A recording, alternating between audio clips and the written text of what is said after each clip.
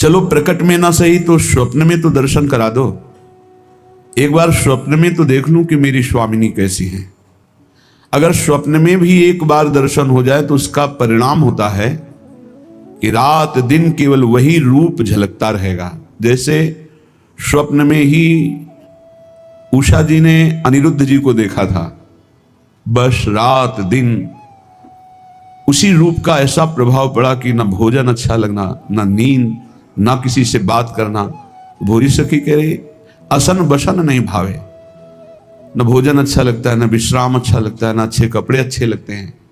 बस यही लगता है क्या करूं, कैसे करूं, कहां जाऊं, कैसे पाऊं प्रियालाल को। स्वप्न में भी यदि प्रियाजू का साक्षात्कार हो जाए तो रात दिन वो रूप हटेगा नहीं। हे नवेली प्रियाजू, मेरे नयनों में बस जाओ। हे नववयस्क नवल किशोरी जू, आपकी राजधानी में, आपके घर में आपकी कृपा से हम आ गए हैं, वास भी मिल गया है, आप यहीं नित्य विहार कर रहे हैं, पर मेरे नेत्र क्यों नहीं देख पा रहे। ये वृंदावन, इसी में दिव्य वृंदावन। जैसे आप अपने गुरु को देखते हैं तो जो बाहर देखते हैं वो गुरु का बाह्य रूप है, गुरु का जो आंतरिक रूप है वो आत्मस्वरूप है। वो इन पार्थिव नेत्रों से नहीं देखा जाता, वो हृदय के नेत्रों से देखा जाता है। प्रेम नेत्र या बुद्धि के नेत्र जो ज्ञान चक्षु हैं उनसे। इन दो बाहरी नेत्रों से जैसे आप वृंदावन को देख रहे हो, ऐसा वृंदावन नहीं है, बहुत दिव्य है। ऐसे वृंदावन को देखने के लिए हृदय के प्रेम नेत्र चाहिए। वो आचार्य प्रदत्त उपासना और मंत्र से खुलते हैं। वो आचार्य प्रदत्त मंत्र और उपासना का जब रंग चढ़ता है तो वो नेत्र खुलते हैं। फिर उनसे वो इसी वृंदावन को दिव्य रूप में देख पाता है जो है। ये जो देख रहे हैं नहीं है, भागवतिक स्वरूप, चिदानंद स्वरूप, नित्य बिहारी श्यामा श्याम की नित्य उपस्थिति इसी वृंदावन में है। पर वो ऐसे ही अगोचर है जैसे गुरु सामने दिख रहे हैं, पर उनका वो बाह्य रूप है। परमार्थ में अपनी शक्ति का प्रयोग करेंगे उतने ही आप में दिव्य शक्ति बढ़ेगी। जितने आप अपनी शक्ति को भोगों में नष्ट करेंगे उतने आप असमर्थ होते जाएंगे। बोरी सखी जी कह रही ये राजधानी आप यहां विराजमान हो, नित्य केली कर रहे हो, गलबैयां दी हुई आप दोनों युगल सरकार यहीं विचर रहे हो, मुझे पता है, पर मेरे नेत्र इतने सामर्थ्यशाली नहीं कि मैं आपको देख पाऊं। पर भरोसा आपका किया है प्रियाजू, जो आपने त्रिभुवनपति अखिल कोटि ब्रह्मांडों के ईश श्री लालजू को अपने अधीन कर लिया है, तो आपके लिए क्या दुर्लभ है। क्या आप मेरे मन को अधीन नहीं कर सकती? क्या आप मेरे नेत्रों में अपने रूप को प्रकाशित नहीं कर सकती? हे लाडली, आपके ही बल से हम गर्व में रहते हैं। हे प्रियाजू, आपके ही बल से तो वैदिक सिद्धांतों का त्याग कर दिया। यम नियम व्रत उपवास नाना प्रकार के और साधन आपके ही बल से, तो आपके ही बल से, और किसी का संग नहीं करते, किसी और संत की बात भी नहीं सुनते। जो संत महात्मा जन और साधनों का, साध्यों का वर्णन करते हैं हम सुनना भी नहीं चाहते, केवल आपके बल से। हे लाडली, हे भोरी सखी, अब तो आप मेरी बाह पकड़ लीजिए, क्योंकि माया का ऐसा तूफान है कि यदि आप नहीं पकड़ेंगी पता नहीं ये माया उड़ाकर कहां चित्त को फेंक दे। लाडली, मैं बहुत विकल हूं, बहुत ही विलाप कर रहा हूं, और आप बड़ी भोरी हैं। मेरा कोई इस जगत में नहीं है, ना कोई साधन है, ना कोई साध्य है। आप ही हमारे साधन हो, आप ही हमारे साध्य हो। बस आपका भरोसा है, इसलिए आप कृपा करके हमारे नेत्रों में प्रकाशित होइए। पक्का जिसके हृदय का अहंकार गलित हो चुका है, इष्ट से मिलन की विरहाग्नि जल चुकी है, वो बहुत ऊंचाई पर चढ़ गया है, बहुत ऊंची स्थिति अध्यात्म की आ रही है। नहीं तो प्राय अहम के पोषण में ही समय जाता रहता है। अहम गलित होकर के, दैन्य भाव आकर के प्रियालाल के लिए विरह जागृत हो जाए, मिलन की आकांक्षा, बहुत अच्छी साधना परिपक्व हुई, अब ये सिद्धावस्था की तरफ कदम बढ़ रहे हैं। किसी भी क्षण घटना घट सकती है उसके जीवन में कि युगल सरकार नित्य बिहारी नेत्र गोचर हो जाएंगे। जहां एक बार साक्षात्कार हुआ, खत्म, माया का प्रभाव खत्म, जन्म मरण का प्रभाव खत्म, अनंत सुख का अधिकारी होकर प्रियालाल के समीप सदा सदा के लिए, शरीर रहते हुए भी वो उन्हीं के समीप रहता है। इसलिए इस जीवन में हमें रोना आ जाए प्रियालाल के लिए। हृदय में जैसे कोई मशल रहा है, अंदर ही अंदर भारी व्याकुलता, आज भी गया, आज भी गया, प्रियालाल का साक्षात्कार नहीं हुआ। एक अंदर ही अंदर, ये किसी से कहने का विषय नहीं, अंदर ही अंदर एक व्याकुलता, रात दिन उनका भजन, फिर भी भजन में असंतुष्टता। इतने से क्या, इतने से क्या, ऐसे भजन में असंतोष और संसार लोक लोकांतर के भोगों में पूर्ण संतोष, कोई भी चाह नहीं। यही स्थिति है परमार्थ की, प्रेम मार्ग की। संपूर्ण लोक लोकांतर के भोगों की चाह का नाश, अपने प्रीतम के मिलन की चटपटी, ऐसी विरह व्याकुलता जिया न जाए। नहीं खान पान ते भावे है, नहीं कोमल वसन सुहावे है, सब विषय लगे ते खारा है, हरि आशिक का मग न्यारा है। बस वो विकल रहता है, कब प्रभु प्राप्त हो।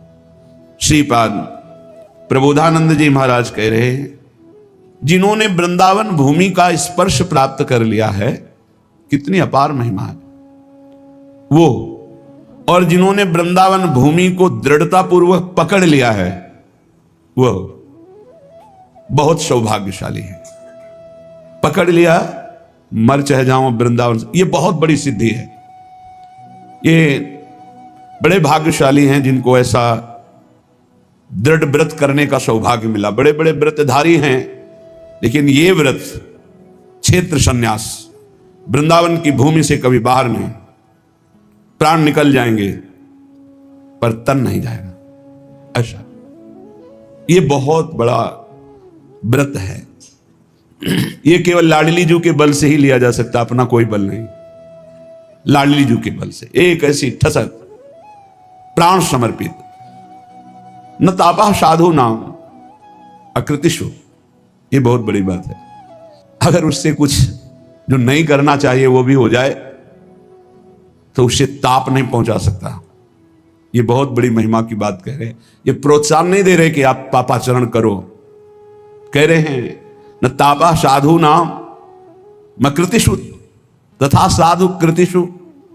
धाम का आश्रय ले लिया, बात स्वीकार कर लिया, अगर जन्म जन्मांतरों के स्वभावगत कोई ऐसा कृत्य बन जाता है जो नहीं होना चाहिए, तो वो कृत्य स्वाभाविक नष्ट हो जाएगा, आपको ताप नहीं दे सकता, हृदय में जलन भी नहीं पैदा कर सकता। दंड की तो बात जाने दो।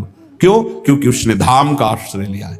वृंदावन प्रभाव सुन, अपनो ही गुण देत, अपनो ही गुण देत, जैसे बालक मलिन को मात गोद भर लेत। और यदि बहुत सत्कर्म आपके हो रहे हैं और आपका नाम में प्रेम नहीं, धाम में प्रेम नहीं, प्रभु के रूप में प्रेम नहीं, सत्कर्म एक अलग वस्तु है और भजन अध्यात्म एक अलग वस्तु है। लोग इसको समझ नहीं पाते। जैसे आप दूसरों की बहुत सेवा करते हैं, पर उस सेवा का फल लौकिकता, उन्नति, सांसारिक सुख कोई खास बात नहीं है। लेकिन आप थोड़ी भी सेवा करते हैं और वो सेवा भगवान को अर्पित करते हैं और कोई चाह नहीं रखते, ये आपका अध्यात्म बन गया, एक कर्म योग बन गया। नाम स्मरण करते हुए जो भी कार्य कर रहे हैं, दूसरों के सुख के लिए कर रहे हैं और वो प्रभु को अर्पित करते हैं, ये आपकी भगवत प्राप्ति का हेतु बन जाएगा। श्रीपाद कह रहे हैं, कोई सत्कर्म नहीं बनता, लेकिन उसने वृंदावन की भूमि का दृढ़ आश्रय ले लिया, कुछ नहीं बिगड़ेगा। बहुत सत्कर्म करता है, लेकिन नाम रूप लीला धाम का उसको परिचय ही नहीं है। ऐसे हैं, दान पुण्य है सब, कोई खास लाभ नहीं है। काल रूपी सर्प का जिस समय प्रहार होगा सब भस्म हो जाएगा तुम्हारा। कोई काल सर्प से बचा सके। सेवक जी महाराज कहते हैं, यदि नाम जप नहीं हो रहा, प्रियालाल का आश्रय नहीं, धाम का परिचय नहीं, तो तुमने समस्त पुराण कंठस्थ कर लिए, वेद कंठस्थ कर लिए, तो क्या होगा? बहुत ज्ञान है तुम्हें, वेद पुराण पढ़ लिए, पर तुम्हें नाम जपने में प्रीति नहीं, निरंतर भगवत चरणारविंद में प्रीति नहीं, सेवा में प्रीति नहीं, धाम का परिचय नहीं, तो हुआ क्या? इससे क्या हो जाएगा? लोग तुम्हारा बहुत सम्मान करेंगे, बहुत पूजा करेंगे, बस, लेकिन जब काल सर्प डसेगा तो सब नष्ट हो जाएगा। क्या हुआ, तुमने बहुत यज्ञ किए, बहुत दान दिए, इनका फल पुण्य होगा, पुण्य फल से स्वर्ग जाओगे, स्वर्ग में भोग भोगोगे, फिर वहां से पतित होकर मृत्युलोक आ जाओगे, काल सर्प से तो नहीं बच पाओगे। अगर विश्वास करके नाम जप नहीं किया तो काल के प्रवाह से आप नहीं बच सकते, श्रीपाद कह रहे हैं। और जिसने वृंदावन का आश्रय ले लिया वो भयभीत नहीं होता। समुझ जाए शरण ते डरत ना काल डर, कोई डर नहीं रहता, निडर निर्भय। अगर नहीं हो निर्भय तो अभी शरणागति पुष्ट नहीं हुई, अभी अपने स्वामी के चरणों में देहाभिमान अर्पित नहीं किया। प्रहर्षो ना ब्रह्माद्यधिक विभवे नापि परमा। जो वृंदावन का आश्रय लेता उसे वो संपत्ति प्राप्त होती कि ब्रह्मा जी के पास भी नहीं वो संपत्ति। फिर ब्रह्मा के रचे हुए सृष्टि में क्या बात, क्या दंपति संपत्ति पाई है, प्रियालाल मिल जाते हैं। ब्रह्मा जी के पास प्रियालाल नहीं है, प्रियालाल रूपी प्रेम संपत्ति उनके पास नहीं है। और ना ब्रह्मानंद में वो सुख है जो प्रियालाल की सेवा और रूप माधुरी लीला माधुरी में है, क्योंकि ब्रह्मानंद के सर्वोपरि ज्ञाता विदेहराज जनक जी मिथिलाधिपति, ये तो हमारे प्रियालाल प्रेम स्वरूप जब ये अवतार लेते हैं महान गंभीर गुण समुद्र भगवान श्री राम के रूप में, और धनुष यज्ञ की चर्चा सुनकर जब विश्वामित्र जी के साथ पधारते हैं, जनक जी को सूचना मिलती है कुशिक वंश उजागर गाध तने भगवान विश्वामित्र जी पधार रहे हैं, उनके स्वागत के लिए जाते हैं। जो ही राम जी पर दृष्टि पड़ती तो जनक जी विकल हो जाते हैं। ब्रह्मानंद में लगा हुआ मन हटकर राम के रूप का दीवाना बन गया। देखते ही वो स्वयं कहते हैं, इन्हीं विलोकत अति अनुरागा, बरबस ब्रह्म सुखई मन त्यागा। विश्वामित्र जी से इशारे से पूछते हैं, आप जानते हैं मेरी स्थिति, सहज विराग रूप मन मोरा, मेरा मन सहज वैरागी, शब्द स्पर्श रूप रस गंध, ब्रह्मा की सृष्टि में ऐसा कुछ नहीं है जो मुझे आकर्षित कर सके। लेकिन राम रूप को देखते ही सहज वैरागी मन अनुरागी हो गया, ब्रह्मानंद के सुख का त्याग कर रूप रस में अनुरक्त हो गया। इसका मतलब है कि वो परम मूर्तिमान ब्रह्मानंद का स्वरूप ही राम जी। श्रीपाद कह रहे हैं जो प्रियालाल के रूप माधुर्य में सुख हो ब्रह्मानंद में भी नहीं। कोई कह दे ऐसे ही बोल दिए, ये ब्रह्मानंद प्रदान करने वाले महापुरुष है, हजारों की संख्या में ब्रह्म प्राप्त महात्मा इनके शिष्य है। श्रीपाद प्रबोधानंद जी जब श्री प्रकाशानंद सरस्वती के रूप में थे, जिसे वृंदावन ने स्वीकार कर लिया, प्रियालाल रूपी संपत्ति मिल गई, उसको जो सुख मिलता है वो ना ब्रह्मा के पास है ना ब्रह्मानंद में है, फिर और भोगों की तो चलावे कहा। इसलिए कह रहे वृंदावन भूमि का प्रभाव, आप पड़े रहो, आपका मन भगवदाकार हो जाएगा। परम पावन भूमि वृंदावन स्वाभाविक प्रतिदिन निष्पाप कर रही वास करने मात्र से, भजन साधन ये अलग बात है। आप यहां रोज वास कर रहे हैं, रात दिन आपके रोज पाप नष्ट हो रहे हैं, रोज आप भगवत प्राप्ति के नजदीक जा रहे हैं। तथा हरिरसे मना स्वयं मनंकुशे धावती, बिना किसी रोक टोक के तुम्हारा मन प्रेम रस में डूब जाएगा धाम की कृपा से। पड़े रहो। परंतु यदि तदगत स्थिर चरेषु, पर यदि वृंदावन में तुम रहकर किसी वृंदावन के जड़ या चैतन्य का अपराध कर दिया, जैसे कल आप टटिया स्थान के महामहिम पूज्य श्री राधा चरणदास जी की चर्चा में सुन रहे थे कि कोई लता काट रहा था, तो लता जो सहचरी रूप में आई और बोली, आपके सानिध्य में भी हमारा नाश होगा क्या आप हमारी रक्षा नहीं करोगे? तो पता होना चाहिए यहां की एक एक जड़ वस्तु जो तुम्हें दिखाई दे रही सब परमहंस हैं, सब भजनानंदी महापुरुष है। परंतु यदि तदगत स्थिर चरेषु नौकाय वांग मनोभिर पराधिता भविता बाधिता तत्वधि, पर यदि तुमने कहीं यहां की लता काट दी, तुमने यहां किसी ब्रजवासी को दोष दर्शन करके वचन के द्वारा, काय शरीर के द्वारा, चाहे आकर ब्रजवास कर रहा हो तो भी वो लाडला है श्री जी का, या जन्म से ब्रजवासी हो तो भी वो लाडला है। ऐसा नहीं है कि जो आकर यहां वास करने वो ब्रजवासी नहीं है। प्रियाजू ने देखो दो प्रकार से जन्म होता है, एक होता है मां के गर्भ से बिंदु के द्वारा जन्म होना, और एक होता है संबंध, भागवतिक संबंध के द्वारा जन्म।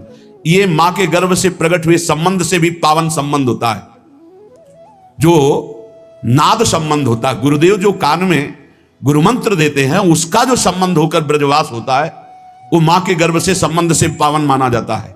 बिंदु से भी नाद संबंध की विशेष महत्ता होती है। जैसे बिंदु संबंध में हम संसारिकता में अमुक कुल अमुक अमुक जगह जगह, लेकिन हमें हितजू का आश्रय मिला, मंत्र मिला, अब हम हितजू के हो गए। हमारी जन्म की ताकत नहीं थी कि हम हितजू के कहला सके, बिंदु की ताकत नहीं थी कि मैं हितजू का कहला सकूं, लेकिन नाद के द्वारा हमारी सामर्थ्य हो गई कि हम हाथ उठा के कहते हैं कि हम हरिवंशी हैं, हम राधा वल्लभी हैं, हम श्री जी के हैं, हम गर्व से कहते हैं। ये कैसे हुआ? ये दीक्षा